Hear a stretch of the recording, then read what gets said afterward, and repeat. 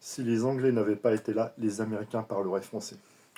Petite pique sympathique de Charles III à l'encontre de Donald Trump, ça fait toujours plaisir, mais ça sort d'où?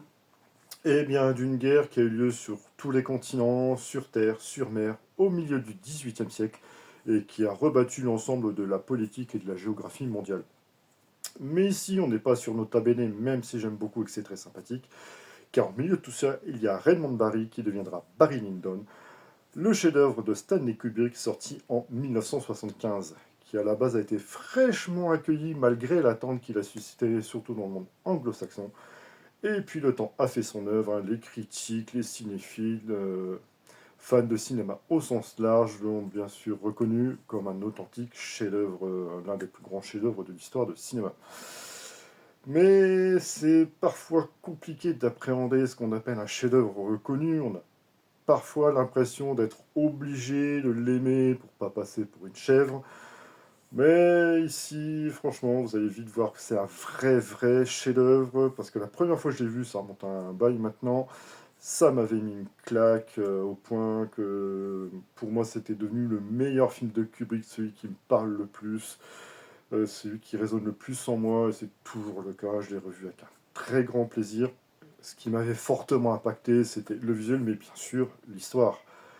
L'histoire tirée d'un livre que je n'ai pas lu, mais avec un schéma somme toute assez classique, un personnage qui ne part de rien, une ascension dans un milieu un petit peu donné, jusqu'à la chute quasiment inévitable.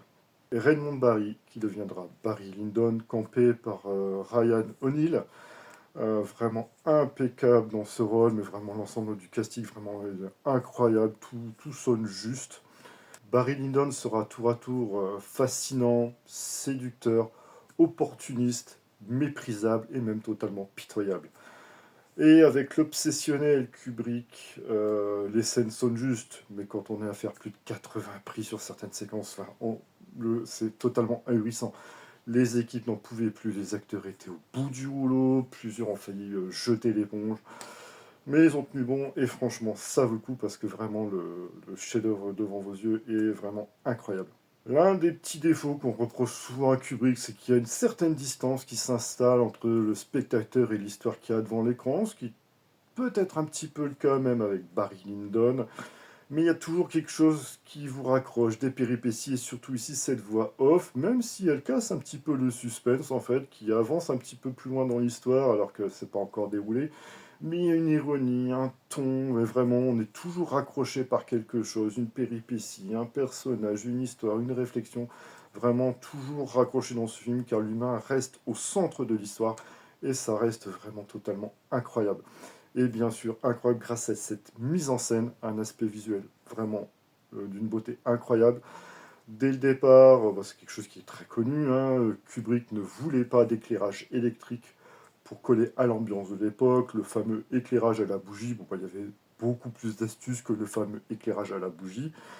Grâce aussi aux caméras révolutionnaires qui avaient été mises au point grâce avec la collaboration avec la NASA qu'il avait mis en place depuis, bien sûr, son film 2001, l'Odyssée de l'espace. Vraiment, beaucoup de choses ont été dites et beaucoup de choses sont à dire sur ce film. Mais bon, voilà, l'histoire reste pleine de rebondissements. On est vraiment très attaché à ces personnages, hein, qui restent très humains, mais donc très attachants. Le visuel qui est totalement époustouflant, un rythme qui est vraiment incroyable. Cette exigence d'ailleurs qu'il a imposée à ses équipes, Kubrick se l'imposait par exemple au niveau du montage, rien que par exemple sur la scène du duel final qui dure 8 minutes, 42 jours de montage, mais c'est un truc incroyable, une capacité de travail improbable en fait, pour au final vraiment mettre un chef-d'œuvre devant vos yeux, avec en plus une musique extraordinairement difficile de faire la fine bouche, avec du Bach, du Handel, du Mozart, en plus joué avec des instruments sortis de musée pour coller au son de l'époque vraiment, pour aller vraiment au plus loin possible de ce qu'il perçoit comme une certaine vérité artistique.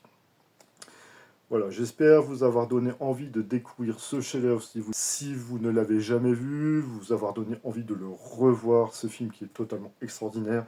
N'hésitez pas à commenter, liker, partager. C'était Marc Shift pour la Pellicule Boule. À bientôt.